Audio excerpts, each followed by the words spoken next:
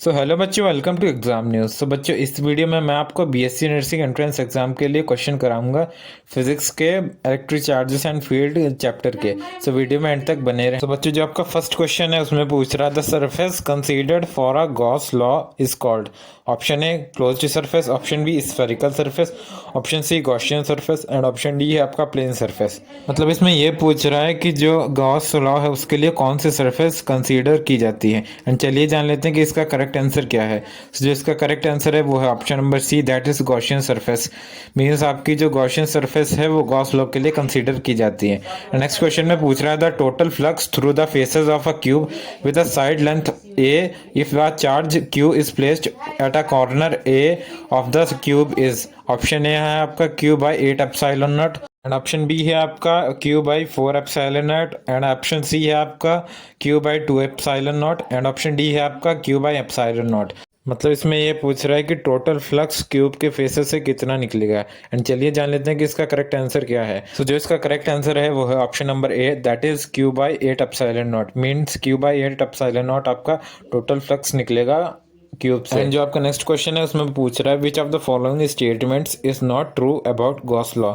And जो आपका first option है वो है Gauss law is true for any close surface. And second option है the term Q on the right side of Gauss law includes the sum of all the charges enclosed by the surface. Third option है आपका Gauss law is not much useful in calculating electrostatic field when the system has symmetry. Last option है आपका Gauss law is based on the inverse square dependence on the distance contained in the Coulomb's law. And चलिए जान लेते हैं कि इसका correct answer क्या है। तो जो इसका करेक्ट आंसर है वो है option number C, that is Gauss law is not much useful in calculating electrostatic field when the system has some symmetry. Means अगर कोई सिस्टम है वो सिमेट्री में है, गॉस लॉ उसकी इलेक्ट्रोस्टैटिक फील्ड को नहीं कैलकुलेट कर पाता है। एंड जो आपका नेक्स्ट क्वेश्चन है उसमें पूछ रहा है a charge capital Q is placed at the centre of a line joining 2 point charges plus Q and plus Q as shown in the figure. The ratio of the charges capital Q and small Q is. And option first है आपका 4 and option B है आपका 1/4 and option C है आपका -4 and option D है आपका -1/4। मतलब इसमें ये कह रहा है कि एक कैपिटल क्यू चार्ज उस लाइन पे रख दिया गया है जो ज्वाइन कर रही है plus Q and plus Q charges को, उसके सेंटर पे रख दिया गया है। सो रेशियो ऑफ चार्जेस क्या होगा। एंड चलिए जान लेते हैं कि इसका करेक्ट आंसर क्या है। सो जो इसका करेक्ट आंसर है वो है option number D, that is -1/4। Means जो आपका चार्जेस का रेशियो होगा वो -1/4 होगा। एंड जो आपका नेक्स्ट क्वेश्चन है उसमें पूछ रहा था force per unit charge is known as. Option A है आपका इलेक्ट्रिक फ्लक्स, ऑप्शन बी है आपका इलेक्ट्रिक फील्ड, ऑप्शन सी है आपका electric potential and option D है आपका इलेक्ट्रिक करंट। मतलब इसमें ये पूछ रहा है कि फोर्स पर यूनिट चार्ज को क्या कहते हैं। एंड चलिए अब जान लेते हैं कि इसका करेक्ट आंसर क्या है। सो जो इसका करेक्ट आंसर है वो है option number B, that is electric field. Means 4 per unit charge को इलेक्ट्रिक फील्ड कहते हैं। एंड नेक्स्ट क्वेश्चन है उसमें पूछ रहा है electric field lines provide information about. Option A है आपका फील्ड स्ट्रेंथ, ऑप्शन बी है आपका डायरेक्शन, ऑप्शन सी है आपका nature of charge and option D है आपका ऑल ऑफ दिस। मतलब इसमें यह कह रहा है कि इलेक्ट्रिक फील्ड लाइंस किसके बारे में इंफॉर्मेशन बताती हैं। एंड चलिए जान लेते हैं कि इसका करेक्ट आंसर क्या है। तो जो इसका करेक्ट आंसर है वो है option number D, that is all the above. Means आपकी जो इलेक्ट्रिक फील्ड लाइंस हैं वो इलेक्ट्रिक फील्ड की स्ट्रेंथ, उसका direction and nature of charge सबके बारे में बताता है।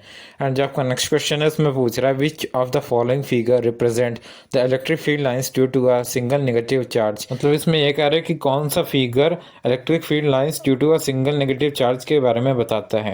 एंड चलिए जान लेते हैं कि इसका करेक्ट आंसर क्या है।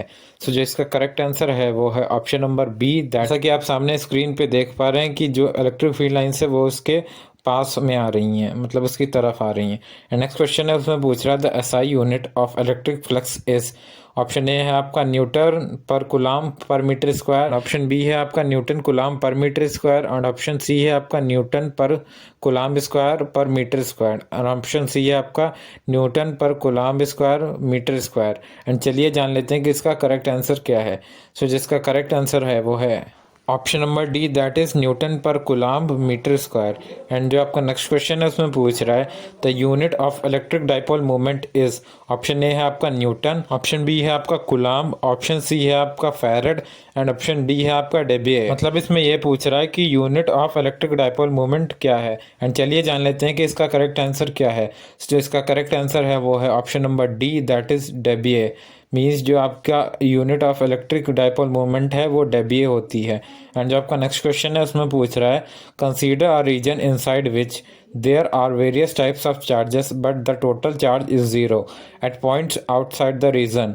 Option A the electric field is necessarily zero and option B है आपका the electric field is due to the dipole movement of the charge distribution only and C है ऑप्शन आपका the dominant electric field is inversely proportional to R cube for large are means distance from the origin. And जो आपका last option है उसमें पूछ रहा है the work done to move a charge particle along a closed path always from the region will not be zero. मतलब इसमें यह पूछ रहा है कि एक रीजन है जिसमें टोटल चार्ज की जो वैल्यू है वो जीरो है, सो आउटसाइड चार्ज के जो पॉइंट हैं उसकी वैल्यू क्या होगी। एंड चलिए जान लेते हैं कि इसका करेक्ट आंसर क्या है।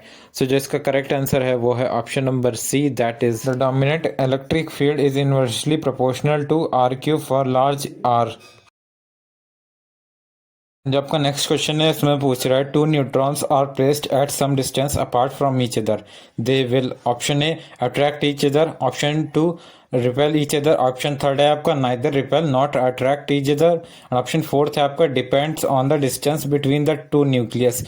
मतलब इसमें ये पूछ रहा है कि दो न्यूट्रॉन हैं वो कुछ डिस्टेंस पे रखे गए हैं तो वो अट्रैक्ट करेंगे या फिर रिपेल करेंगे या फिर नहीं। चलिए जान लेते हैं कि इसका करेक्ट आंसर क्या है। सो जो इसका करेक्ट आंसर है वो है option number fourth, that is depends on the distance between the two nucleus. मतलब डिस्टेंस पे डिपेंड करता है कि वो रिपेल करेंगे या फिर अट्रैक्ट। एंड जो आपका नेक्स्ट क्वेश्चन है इसमें पूछ रहा है two bodies X and Y carries -6.6 microcoulomb and -5 microcoulomb charges. How many electrons should be transferred from x and y so that acquire equal charges? Option first है आपका 2 into 10 to the power 12, option second है आपका 5 into 10 to the power 14, option third है आपका 5 into 10 to the power 12 and option fourth है आपका 5 into 10 to the power 13। तो चलिए जान लेते हैं कि इसका करेक्ट आंसर क्या है। सो जो इसका करेक्ट आंसर है वो है option number third, that is 5 into 10 to the power 12 means इतने इलेक्ट्रॉन्स आपको ट्रांसफर करने होंगे सो दैट दोनों चार्जेस बराबर हो जाएं।